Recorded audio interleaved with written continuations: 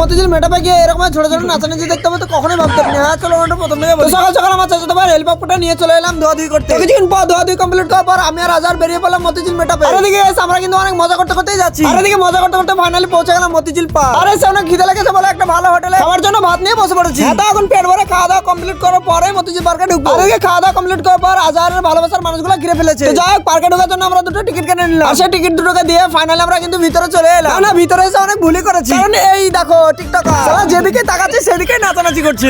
এই দেখো নায়ক নায়িকা, আবে শালা গরিবের হিরো, নায়িকাটাকে একটু অল্প ঘুরা। তো যাই হোক এদিকে দাদা দাদি নাচনটা দেখো।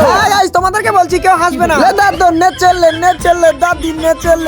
গাইস তোমরাই বলো এই মানুষটার কি নাচার বয়স? যাই হোক গাইস সবই তো দেখা হলো, এটাই বাকি ছিল দেখতে। হ্যাঁ তোমরা নাচানাচি করো, আমি গানটা বলি। হ্যাঁ একটা নায়িকা দুটাই হিরো, নাচানাচি অনেক ভালো হলো। আবে শালা এটা মেকআপ না অন্য কিছু? শালা যে যার বকে পেছে নাচানাচি করে নিচ্ছে। হ্যাঁ তো নাচানাচি তো করবে, পয়সা দিয়েছে বলে কথা, না মানে মেকআপে। আর এটা হচ্ছে সেই মেকআপের স্টেজ। গাইস যাই হোক আমরা মেকআপের উদ্দেশ্যে আসিনি, আমরা এসেছিলাম একটা দোকানের প্রমোশনের জন্য, তাই একটু এনজয় করে নিলাম। গাইস আমার এই মিনি ব্লগটা এই পর্যন্ত, আমার নেক্সট ভিডিওতে দেখা হচ্ছে।